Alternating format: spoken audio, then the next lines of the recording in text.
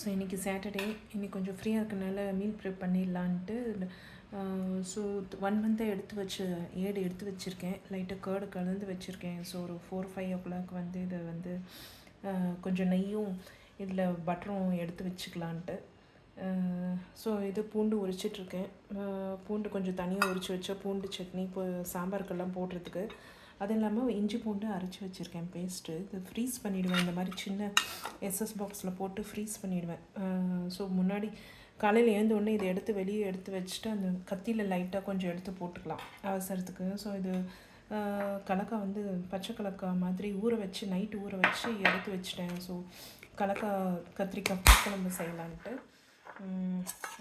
இது புளி வந்து நல்லா அலசிட்டு சுடுதண்ணியில் ஊற வச்சுருக்கேன். ஸோ இதை ஜஸ்ட் நம்ம எடுத்து வடிகட்டி ஸ்டோர் பண்ணி வச்சுக்கலாம். அப்புறம் வந்து சோக் பண்ணி வச்சுருக்கேன். இந்த வீக் வந்து சுண்டல் குழம்பு காரக்குழம்பு எல்லாம் செய்கிறதுக்கு ரெண்டும் முளைக்கட்டி சோக் பண்ணி ஃப்ரிட்ஜில் எடுத்து வச்சுருவேன். ஸோ இன்றைக்கி கேக் செய்யலான்னு ஒரு மஃபின் செய்யலான்னு எல்லாத்தையும் எடுத்து வச்சுருக்கேன். ஸோ இது மஃபின் செஞ்சு இந்த வீக் ஸ்டாக் பண்ணி வச்சுக்கலாம் அப்படின்ட்டு. சும்மா இட்லிக்கு ஊற வச்சுருக்கேன். ஈவினிங் அரைச்சிக்கலான்ட்டு. இன்றைக்கி என்ன லன்ச்சு செஞ்சேன்னா சாம்பார் சாதம், பிடிச்ச சாம்பார் சாதம். இது ரொம்ப ரொம்ப ஈஸி.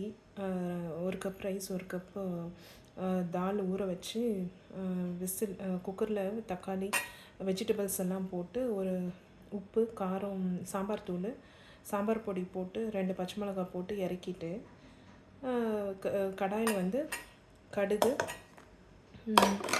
வெந்தயம் அப்புறம் இதில் வந்து நான் வந்து ஊற வச்ச இந்த வெள்ளை முக்கல்ல கொஞ்சம் கலக்காய் கூட சேர்த்துருக்கேன். இது கேரட்டு கத்திரிக்காய் உருளைக்கிழங்கும் சேர்த்துக்கலாம். அதெல்லாம் சேர்த்துருக்கேன். கடாயில் வந்து தாளிக்கும் போது கடுகு வெங்காயம் புளி கரைச்சது ஊற்றிட்டு பூண்டு இடித்து போடணும். பூண்டு குக்கர்லேயும் போட்டுக்கலாம், கடாயிலையும் போட்டுக்கலாம்.